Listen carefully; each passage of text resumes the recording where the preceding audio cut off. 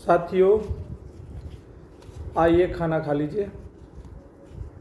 कढ़ी बनी है, कढ़ी।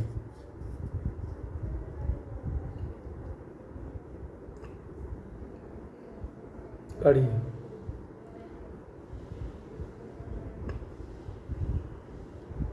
ये गांव के ओरिजिनल भोजन है।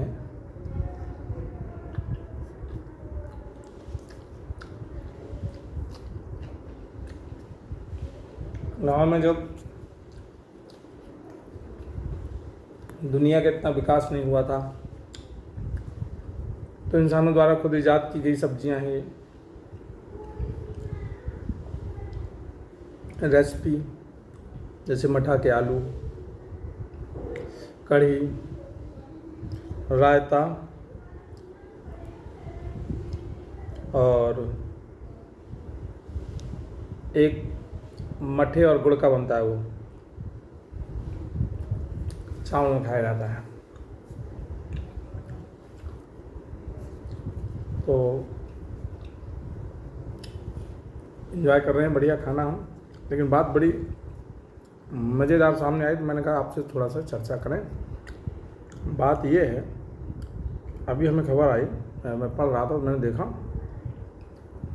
कि माधवराव सिंधिया के घर से 400 साल पुरानी एक तोप थी, वो चोरी हो गई। लगभग उसकी कीमत 5 करोड़।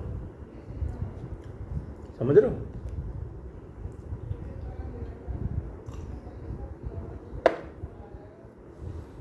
सबसे खतरनाक बात यहाँ आजकल ये है कि आप कुछ भी बोल नहीं सकते, ये हर आदमी महसूस कर रहा है।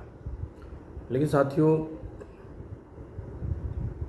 हम यही कहेंगे कि इस समय हम लोग जो सुन रहे हैं, बहुत बड़ी बड़ी चोरियां हो रही हैं, बहुत बड़ी बड़ी चोरियां।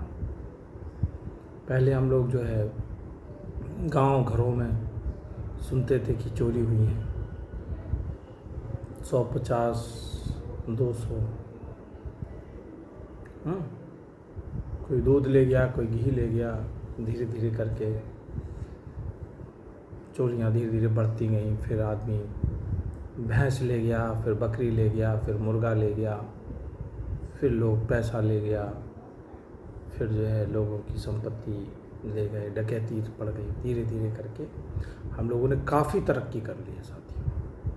आज हम लोग उस जगह पे पहुंच गए हैं कि अब बहुत बड़ी बड़ी चोरियां हो रही हैं।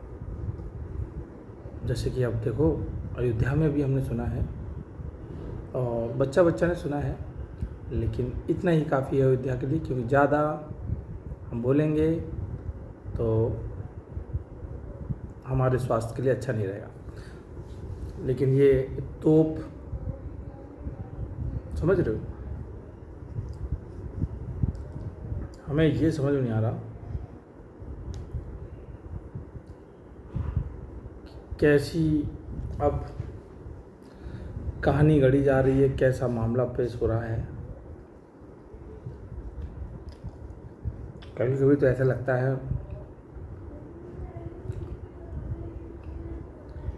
बहुत सारी हम यहाँ पे गए हैं चोरी में, हमने देखा है बहुत सारी जगह गए हैं, हम भी यहाँ देखते हैं। खुद चोरी करवा देते हैं लोग बात, खुद चोरी करवा के, और सरकार के यहाँ सरकार यहाँ से चूँकि कुछ मदद मिलती है, और ये ज़्यादातर बहुत ऊंची बुद्धि खोपड़ी बुद्धिमान लोग, उनके घर में ये सादा चीज़ें होती हैं, अक्सर साल में करवाते हैं। दिखवा देंगे कि बहुत इसमें ये हुआ, इसमें वो हुआ, और बाद में ये पता चलता है कि इन्वेस्टिगेशन होता है पुलिस द्वारा, उन्हीं के घर के निकलते हैं, वही लोग निकलते हैं। तो सरकार आप ही डोली, आपकी डोली है, वो आप ही डोली के संग है, आप ही राजा है, आप ही रंग है। और अगर आप हाथ में बंदूक है, आपके अंदर पावर है, आपके सत्ता है, आपका सब कुछ है, और आपके यहाँ भी चोरी हो रही है, तो फिर हम गरीबों को तो मरने से कोई नहीं रोक पाएगा, ठगने से कोई नहीं रोक पाएगा। बहुत बड़ी बड़ी चोरी हो रही है, कभी सोचा नहीं था कि इतनी बड़ी बड़ी चोरी हो। हम लोगों ने तो पूरा जीवन हो गया 1 लाख रुपया बंधा नहीं देखा, बंधा खर्चा तो बहुत हो। अगर हम लोगों को अगर 1 आध करोड़ देख ले, सच बता रहे अपने हाथ में, या तो 10 लग जाएंगे या 3-4 दिन जो है हम लोग बोतल लगेंगे, अस्पताल में भर्ती हो जाएंगे। इतनी क्षमता ही नहीं है। विश्वास मानिए 100-200 रुपया में जो है हम लोग खुश हो जाते हैं, इतने जेब में रहते हैं।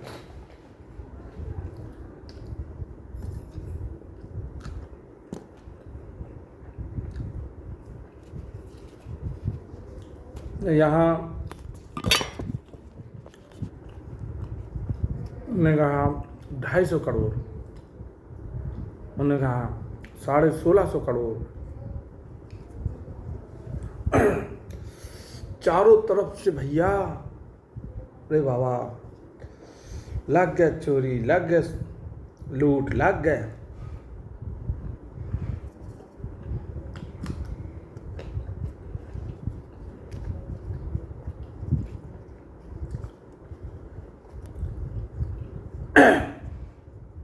गरीब लोग तैयार रहो, 15 अगस्त आ रहा है, हैं? एक झंडा हाथ में ले लेना, सफ़ेद कपड़े पहन लेना और गाना गाना, सारे जहां से अच्छा हिंदुस्तान हमारा, और फूल चढ़ा देना और फिर वापस लौट आना अपनी दुनिया में।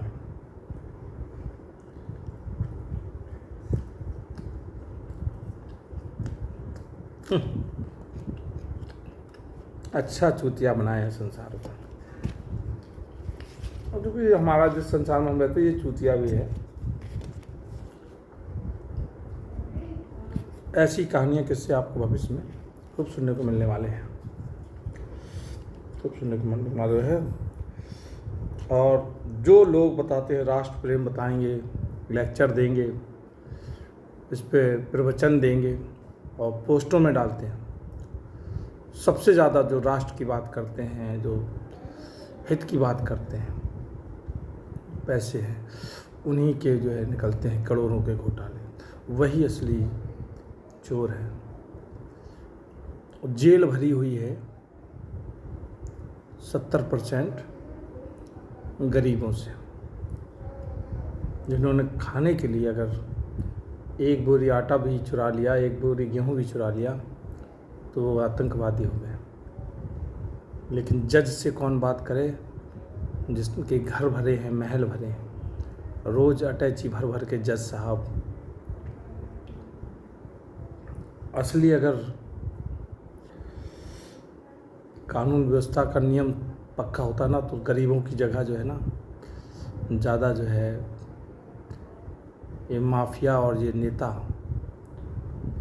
ये जहाँ बैठे हैं हर रूप में,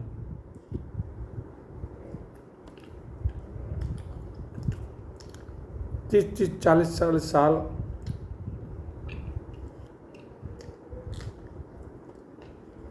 की उम्र हो जाती है, 17-17, 18 साल में भर्ती जेल जाते हैं बच्चे लोग, बात गरीब।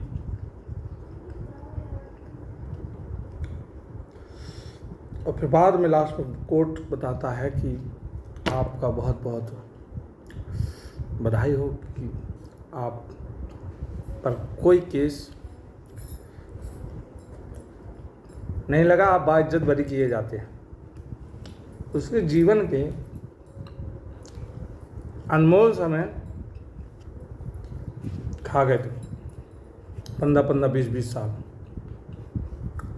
और उनका जो है लास्ट में उनका परिवार, उनके बच्चे, उनके माँ बाप, उनको ज़रूरत थी, सब लगभग बेचारे, उनकी आंखें पथरा गई, आंखें फूट गई इंतज़ार में। तब वो जज बताता है कि दादा जाओ, तुम्हें हमने जमानत दे दी, तुम्हारे ऊपर जो है बेइज्जती बरी कर दिया। कोई केस वो नहीं हुआ, पुष्टि नहीं हुई।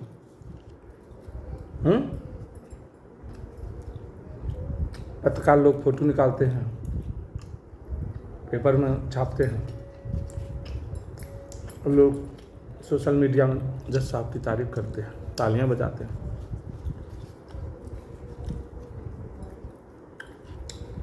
पूरा सेटअप चैनल बना हुआ है